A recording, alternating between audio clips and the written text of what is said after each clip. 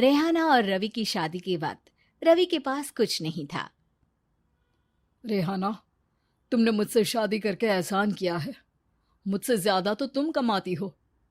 अरे तो क्या हुआ, एक दिन आएगा रवि कि तुम खूब पैसा कमाओगे। मुझे तुम पर पूरा विश्वास है। रवि और रेहाना खुद को स्टैंड करने के लिए पूरी मेहनत करते। रेहाना, मैं नौकरी नहीं करना चाहता हूँ। तो कोई बात नहीं, मैं नौकरी करके घर चलाती हूँ, तुम बिजनेस सेट करने की कोशिश करो। एक दिन रेहाना, तुम जानती हो, मैंने जो विज्ञापन बनाने वाली कंपनी खोली थी ना, उसे बड़ी ब्रांड का ऑफर आया है। अब हम लोगों के दिन ब्यारे न्यारे हो गए हैं। मैं जानती थी रवि कि एक दिन तुम सेटल हो जाओगे। रवि का काम अच्छा चल जाता है। एक दिन वो रेहाना से कहता है, रेहाना, अब हम लोगों का बच्चा भी हो गया है। बहुत छोटा है वो। उसका ख्याल कैसे रखेंगे हम? कैसे क्या, मैं गांव से माँ को लेकर आ जाती हूँ। नौकरी से हाफ डे ले लिया करूंगी। अभी तो वो छोटा है, स्कूल जाने तक मैं मैनेज कर लूंगी। देखो रेहाना, मैं अब अच्छा कमा रहा हूँ। तुमको नौकरी करके परेशान होने की कोई जरूरत नहीं है। अरे कैसी बात कर रहे हैं, मैं अपनी लगी लगाई नौकरी कैसे छोड़ दूं? और मैंने तो सुना है हम लोगों को कुछ ही महीनों में सरकारी नौकरी मिल जाएगी। सरकारी नौकरी में कितना कमा लोगी? उतने में तो मैं ड्राइवर रख लूंगा। रेहाना को रवि की बात का थोड़ा बुरा तो लगता है। कम से कम मेरी नौकरी की इतनी बेइज्जती मत करो। भूल गए, इसी नौकरी के बदौलत तुमने अपना बिजनेस खड़ा किया है। अरे वो तो मैं किसी के भरोसे भी कर लेता। देखो, अपने बच्चे को संभालो, घर का काम करो। अब बाहर जाती तुम अच्छी नहीं लगती हो। रेहाना रवि के कहने पर नौकरी तो छोड़ देती है, लेकिन अब बड़े से घर में उसकी कीमत किसी नौकर से कम नहीं होती। एक दिन रवि का दोस्त आता है। भाभी, हम लोग तो आपको तब से जानते हैं जब से आप लोग शादी होकर इस शहर में आए थे। आपकी बदौलत ही सारा बिजनेस खड़ा हुआ है। ये किस्मत तो आप ही की है भाभी। हाँ हाँ भाई, हमारी मेहनत तो कुछ है ही नहीं। अरे होगी, लेकिन भाभी की किस्मत के आगे कुछ नहीं। दोस्त वहां से चला जाता है, लेकिन रवि का गुस्सा सातवें आसमान में होता है। देखा कैसे बोल रहा था? अरे बिल्कुल अच्छा आदमी नहीं है ये। कैसी बात कर रहे हैं आप? प्रशांत भैया तो बहुत अच्छे इंसान है रवि। कैसे उन्होंने हमारे मुश्किल वक्त में हमारा साथ दिया था। अरे था पैसा तो साथ दिया, नहीं तो कौन पूछता है? रवि का व्यवहार पैसा आते ही अलग हो गया। वो बंदे को बंदा नहीं समझता। घमंड से घिरे रवि ने तो एक दिन हद ही कर दी। रेहाना, मैं अब तुम्हारे साथ नहीं रह सकता हूँ। क्या क्या बकवास कर रहे हो रवि? क्या कहना चाहते हो? और क्यों नहीं रह सकते तुम मेरे साथ? देखो, मुझे कोई और पसंद है, और उसने साथ रहने पर बस यही शर्त रखी है कि मुझे तुम्हें तलाक देना होगा।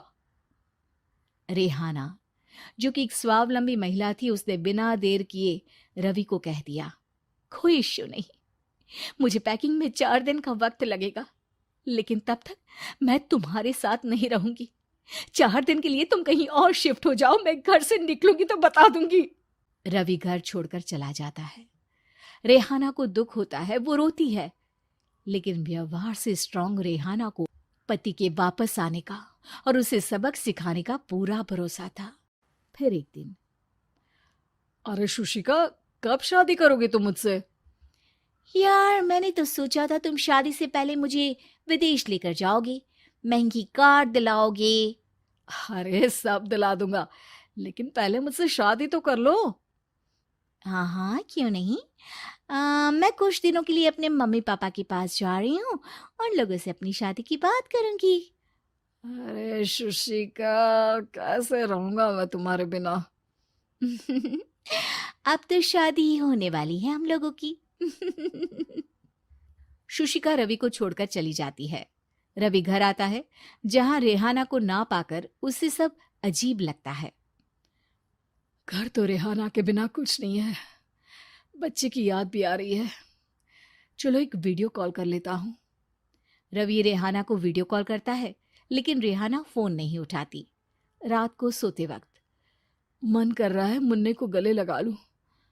चलो कोई ना, शुशिका से शादी के बाद मेरे और भी बच्चे होंगे। अगले दिन रवि ऑफिस जाता है, जहां टीना खड़ी होती है। सर, आपने अपने नए ऐड के लिए मॉडल की रिक्वायरमेंट डाली थी ना, मैं उसी के लिए आई हूँ। रवि टीना को देखकर खुश हो जाता है। अब शादी हो गई है तुम्हारी? नहीं सर, बस अच्छा सा हैंडसम और अमीर लड़का देख रहे हैं मेरे मम्मी पापा। रवि के दिमाग से तो टीना को देखकर शुशिका का ख्याल भी खत्म हो जाता है। अरे यार, ये लड़की मिल जाए कितनी सुंदर है। शुशिका तो इसके आगे कुछ नहीं है। आ, अब क्या तुम्हें ऐसा नहीं लगता कि मुझसे मिलकर तुम्हारी ये खोज खत्म हो गई है? आप तो 2 बच्चों की पापा लग रहे हैं। अरे नहीं नहीं, मेरी शादी तो हुई थी, लेकिन बीवी को किसी और से प्यार था, मुझे छोड़कर चली गई। खैर, टीना की दोस्ती रवि से हो जाती है, लेकिन 1 महीने बाद शुशिका रवि के पास वापस आती है।